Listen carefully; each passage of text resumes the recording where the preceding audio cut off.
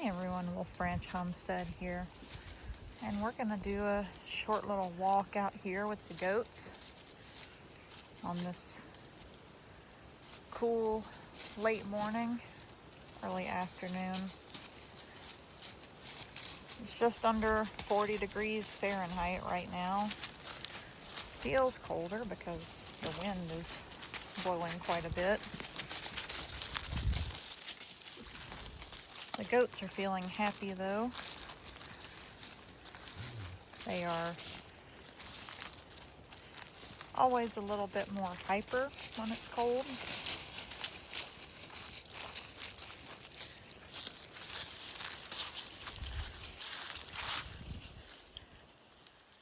There are some pretty colors out here for the fall. There's yellows, oranges, a little bit of red. A lot of trees have already dropped their leaves now. You can see poplar and sweet gum right here. A lot of them, for the most part, don't have anything. Most of the oak trees are pretty bare. The pine trees back there, obviously, they'll have green on them.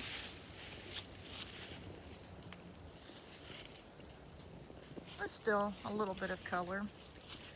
And we'll walk over and see if we can see the American beech tree. We've talked about it in the past, but for a lot of the folks that might be newer, the American beech is one of my favorite trees in the fall and into the winter time, because the tree does lose a lot of its leaves, but the ones that stay on the tree turn gold.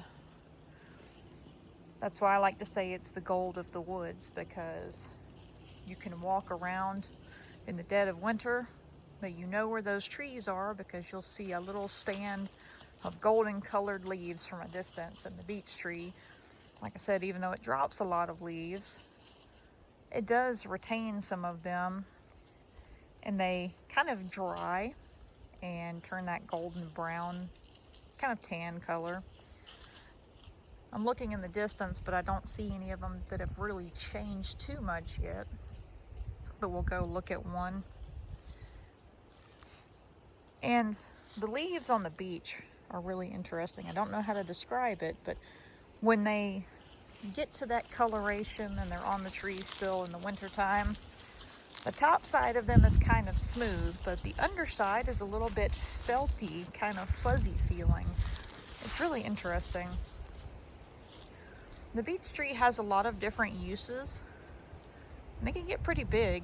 I've seen some really large ones here within the state. My grandmother's down at her farm was absolutely massive until it got hit by lightning.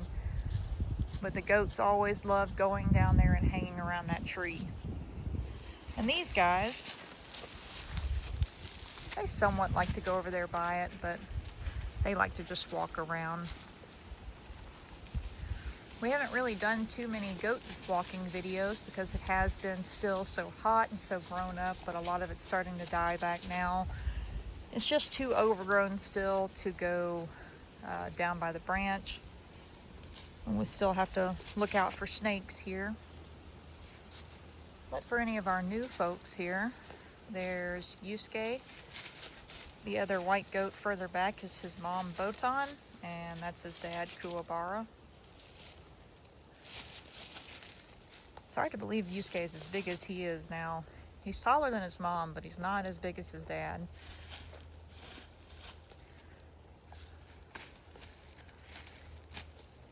But I'd swear, if you've seen videos of him in the past, he might as well just be a little puppy dog. When the cattle dog helped him grow up, I think he took a lot from her. Scully the turkey is going off. She is mad that I've walked away. The Yusuke is definitely like a little puppy. And when he was little, just first starting to go outside a lot more, I would walk the cattle dog with him, both on their little, well,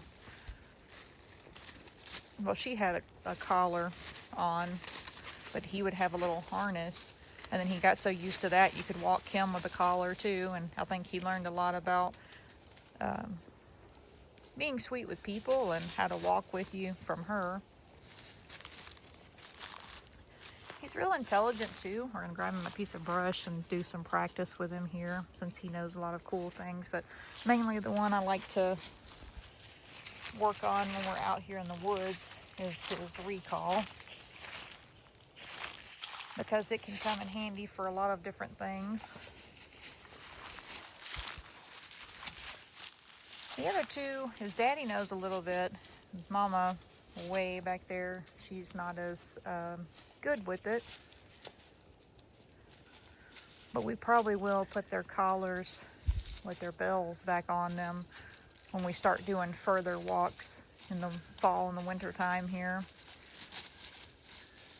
Scully is just losing her mind. Mulder and Scully are doing really well, as are the ducks. They are very chatty. The ducks not so happy about the cold affecting their pond, or their pool rather. Let's see if we can get Yusuke to do a recall. When I say his name, I want him to turn around and look at me, and then when I tell him the word H-E-R-E, get him to walk over to me. He's already pretty close, but... Yusuke, here. Yusuke, here. Good. Good job. Just practice with him, because even if we don't have any grain or anything on hand, we can just pick him a little bit of greenery off the side here and give him that as a reward.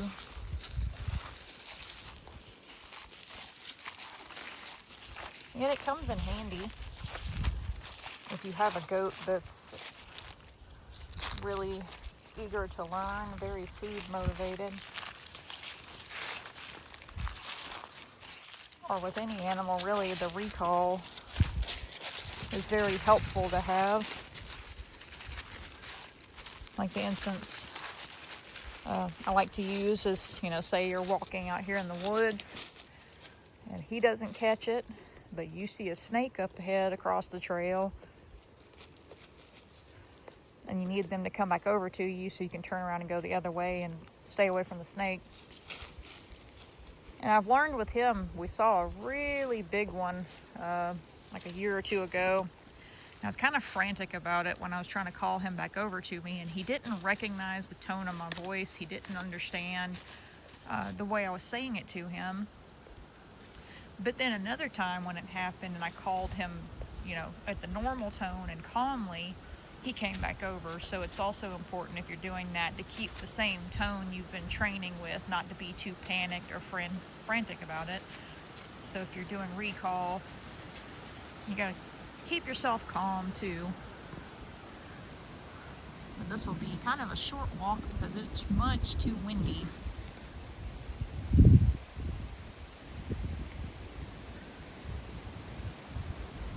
There are a few oak trees with some leaves back here, but some of them, for the most part. We'll go look at this beech tree when it calms down and then make our way back. But if you haven't caught the goat walk videos before, sometimes they're 30 minutes to an hour long. We'll do some quiet ones where you just kind of hear everything going on around us. Other times it'll just be little rambles of walking through the woods, pointing out where a deer is marked at, pointing at some raccoon tracks, looking for knife points down in the creek, looking for glass bottles. Nothing in particular, but it's nice to get out and walk with them and travel around and look. We tend to find new glass bottles every year we're out because the landscape changes, everything kind of moves around, and these are some of the ones I've got to pick up here and identify them. I need to do another video.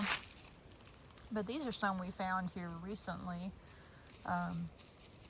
at the end of last winter, so earlier this year. And if you can see, we've got a real big mason jar over here. Unfortunately, the mouth of this one is broke. We have a liquor bottle of some sort. Maybe a jam jar, baby food jar, not quite sure. And then over here, we've got one based on the shape, the little ridges up there on the neck, the lid, looks to me like a ketchup bottle. But one thing we do when we find glass bottles out walking with them, again, need to do another glass bottle identification video. I haven't done one in a while, and they seem pretty well received. I'm no expert on them, but we use past knowledge and experience and go to the Glass Bottle Marks website, and we look at the shape and the manufacturer marks, the numbers that are on the bottom, try to use everything put together to the best of our knowledge to figure out maybe what it contained, what time frame it was from, what manufacturer made the glass bottle, things like that. And it's pretty fun.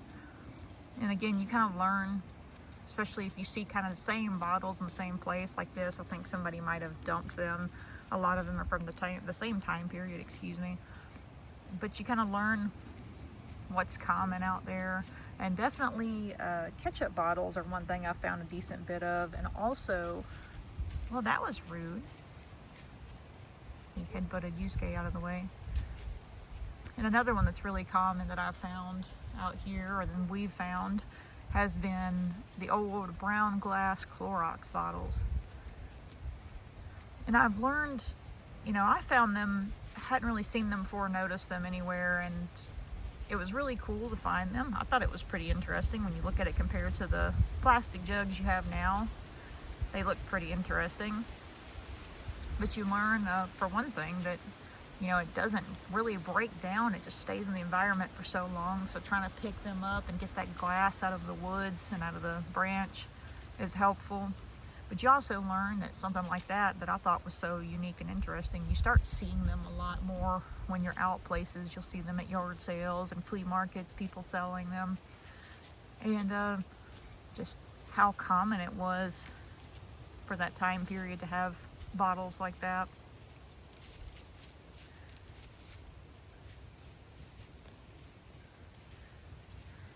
Even though it's a bit chilly, I say chilly, I know a lot of people north of us probably think 40 degrees is nothing, but for us, the temperatures change so quickly. We went from having 70-degree days to having days where it's supposed to be like in the highs in the 30s, and it changes just rapidly and then goes back to the other temperature. We have some very finicky weather, so you have to kind of adjust suddenly to it. But, you know, for kind of the chilly temperature and the wind out here, it still is really pretty. We'll take a walk over here and go look at the beech tree. Just again, kind of watching our feet here to make sure. And there's the Christmas tree.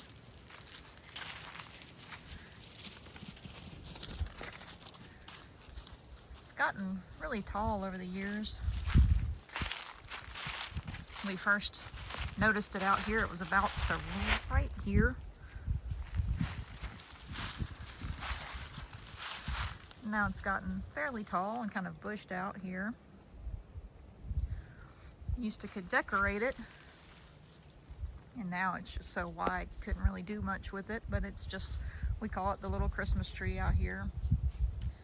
And it's an eastern red cedar.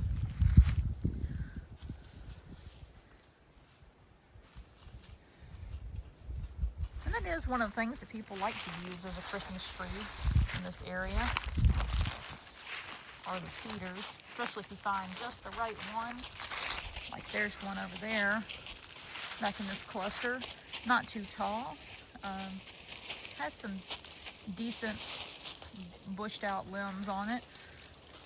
It is a bit small, but you know, it could be a Christmas tree for someone. Back over there, those big green leaves right there. I think that's a bay magnolia tree. They're not as common. I've never actually seen that one flowered out because it is between some bigger trees, so it's not really going to get too large, I don't think. But you can compare that one to this right here, and this is a bay laurel, and they're a lot more common. The leaves are longer and more narrow than the other one.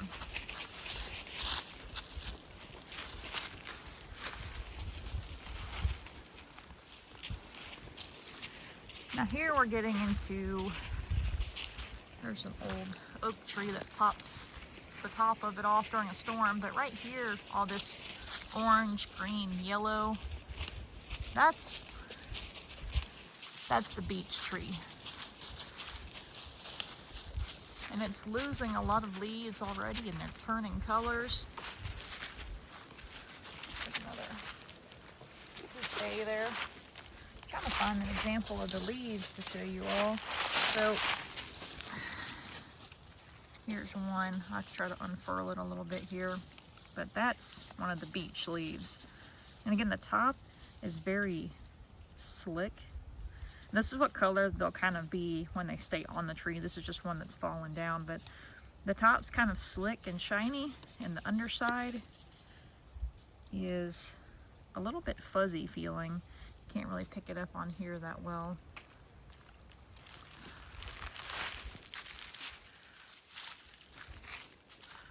But starting to get some color change, and then this one back here also. And this one right here, this one's staying a lot more green so far. I think I do see one that's changing a bit more over here. Let's see. And there's a lot more leaves to show you as an example over here.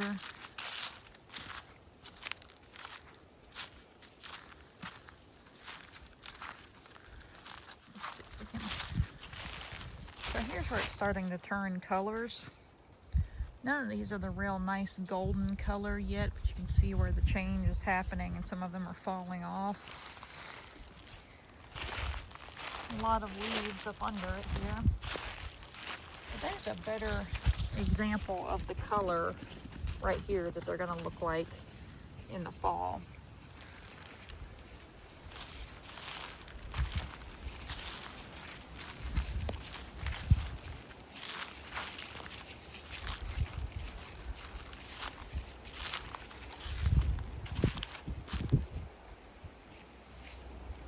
That one right there is turning really nice colors on that beech tree. There's a lot of orange and yellow on that one so far. And they'll turn at different times, but that's what you'll notice is you'll turn around in the winter time and you'll look back this way. And a lot of this will kind of be died off, and there won't be too many leaves, but you'll see those beech trees from a distance through the woods. And just like different trees have different features. So in the late summertime, getting into fall, you can walk through the woods and you'll just pick up a really nice, sweet smell. And you'll know that those persimmons are starting to put on fruit and the fruit's starting to drop. You can pick out different things on the different trees and plants out here. You can use your smell and your sight to pick out different ones once you learn about them. Just like the wild blackberry vines. In the springtime, when they start to bloom, you'll see all those little white flowers everywhere. You'll know, you can see them from a distance.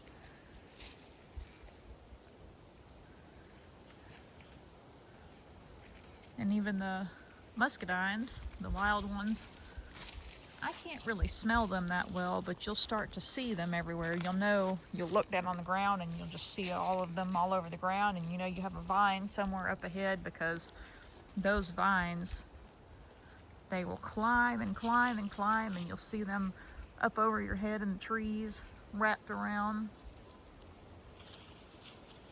I was trying to see if I saw one before we walked off back the other way. I don't see too many.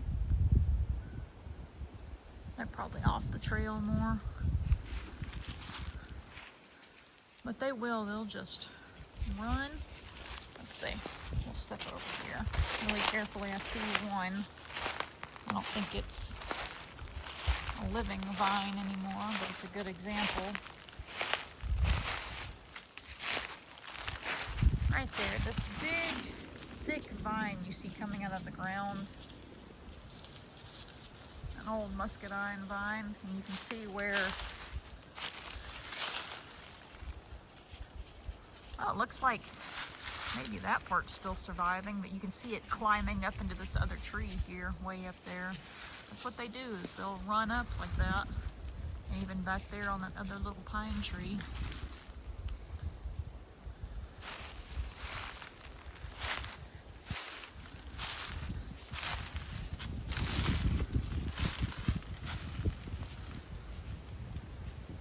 I love how these beech trees look like they have camouflage on them. Some of the younger poplars look like that too. They'll have those splotches on them. But I love to see it on the beech trees.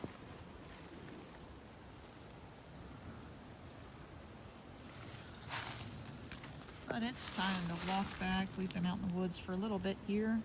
Get some other things finished up. Go make sure Miss Scully isn't too upset.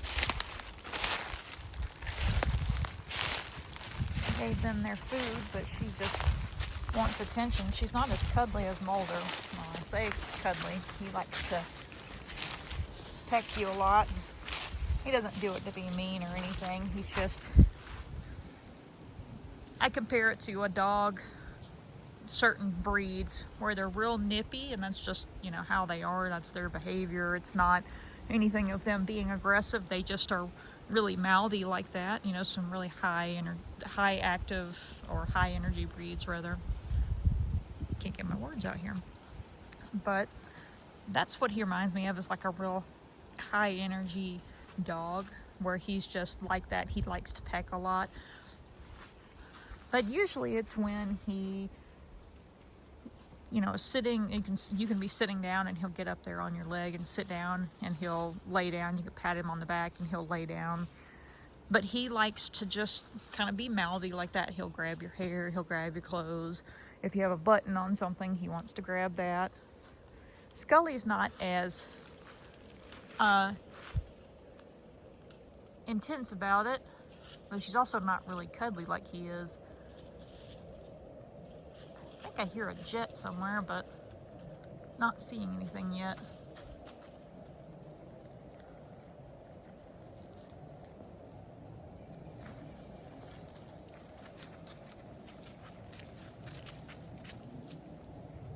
Somewhere back that way. It must have been further back. We'll walk back now. These guys.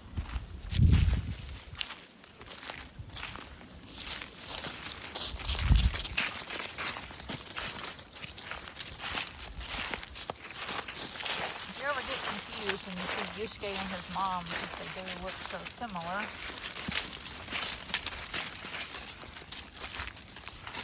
He has a spot on the left side of his face where when he was a baby it looked like a teardrop. It's gotten a lot bigger now. But one of the main things from a distance where you can tell them apart, there's this little teardrop under his eye. Yusuke, hi. But he has that on his back. He has that little stripe. His daddy has a long black stripe down his back, all the way down into his tail. And Yusuke just has a little partial. Yes, I said your name. Sorry. He has a little partial one. It's partially black, partially brown. And it's just a little stripe down his back. And Mom doesn't have any. Also, she's going to look a lot fluffier in the winter time. She is a lot more furred out than the other two. Yusuke has hair more like his daddy, his coat.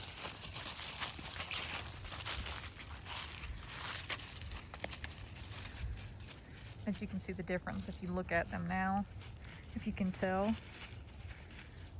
Mom's a little bit shorter. She's more fluffy. She doesn't have, under the left eye, she doesn't have that brown stripe, and she also doesn't have the stripe on her back either, the partial stripe.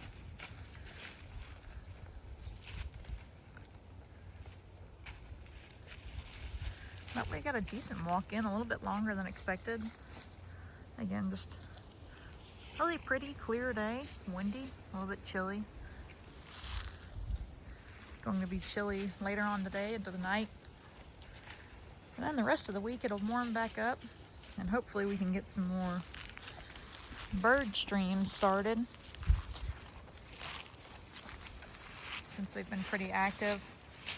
And we should have some more birds starting to migrate back south and get here. Hearing that some other people have some goldfinches and bluebirds already. Looking forward to that. Hopefully Woodward will come back this year. The American woodcock.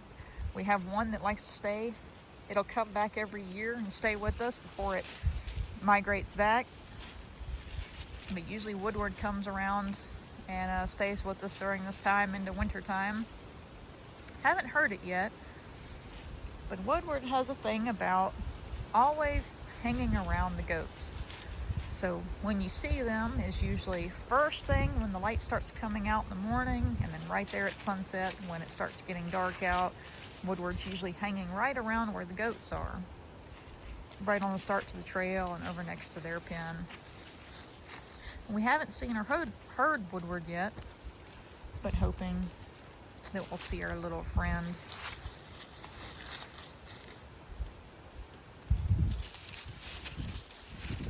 But we hope you all enjoyed just a little walk and ramble. Haven't done one in a while. Hope you all have been doing well, staying warm. Now that we're into November, that's really hard to believe. And a lot of people, what are you looking at?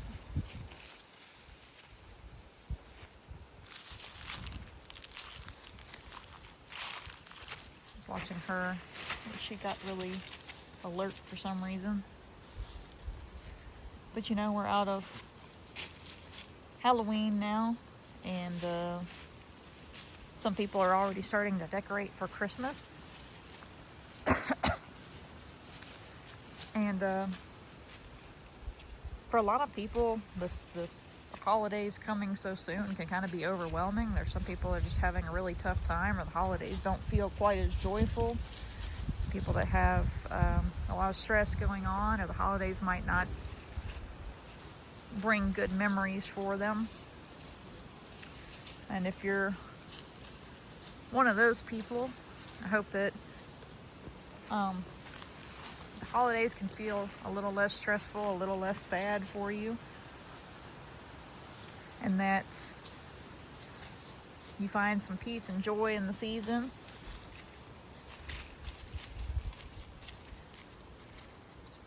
And try to support yourself and find things that nourish your mind in a positive way. Try to watch silly animal videos.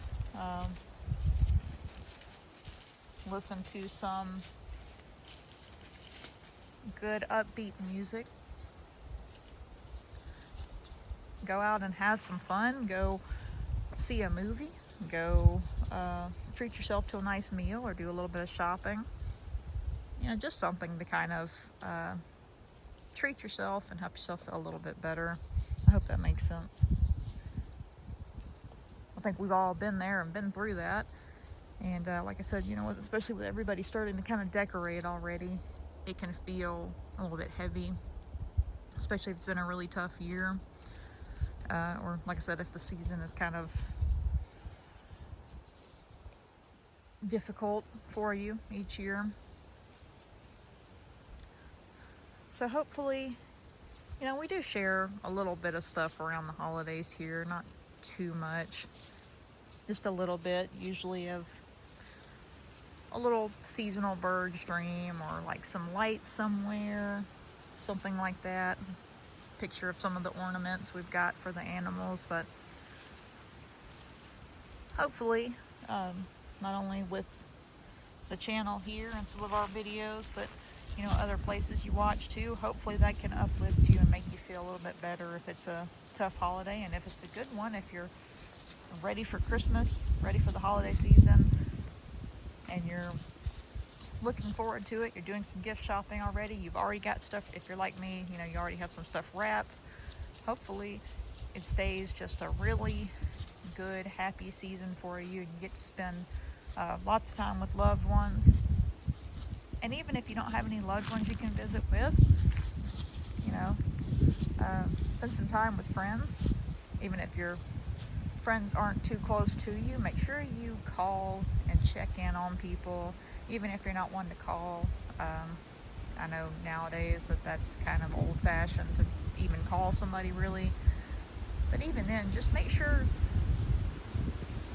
if you're doing okay, make sure you check in on other people that might not be doing okay. Like I said, it can be difficult for a lot of people. So just remember, you don't know what somebody's going through. Look at here. That was very rude. Don't know what somebody's going through. Yusuke is getting his self pushed around here. But you don't know what somebody's going through at any time of the year, so be nice to people. Check in on them, even not just during the holidays. Make sure you just check in on people you care about. And also remember, that's one thing I haven't talked too much about. Again, I know we're rambling here, but when you go out somewhere, especially during the holiday season, like we said, you don't know what somebody's going through. You don't know what it feels like for them. Just be kind to people. If you're at a fast food place and somebody that's taking your order seems like they're just kind of frustrated, you don't know how busy they've been, you don't know what's going on in their lives. If you go to the department store and you see somebody that looks a little bit zoned out, like they don't want to help or something, you know, they might be in their head about something going on. So just try to be understanding with people. And also be careful. It is going to get really busy with a lot of people out shopping, people looking at lights, etc. So when you're out traveling in the store, on the road, just be careful, watch out for yourselves. But that's it for now. Hope you all enjoyed getting a little bit of nature here. We'll do some more quiet ones soon. We've got some sky watching videos, watching the clouds go by, and hopefully some more bird videos to come. But we hope you all, like we said, are having a good start to November here and a good day so far. We'll look forward to sharing more videos with you and going on more walks, watching more birds, maybe doing some more crafting. And as always, until the next video or live stream, take care, everybody.